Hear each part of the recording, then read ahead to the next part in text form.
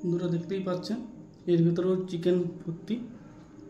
এবার চিকেনটা আসা কিছুক্ষণ পেঁয়াজ দেওয়া আছে, এই যে চিকেন, এই যে বাঁধাকপি, সব কিছু সবজি দেওয়া আছে। তো বন্ধুরা একটু টাস্ট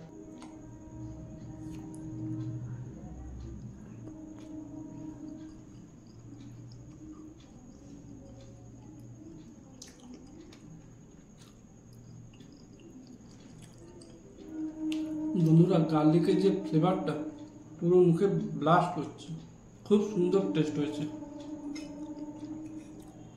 এই যে দেখুন চিকেন,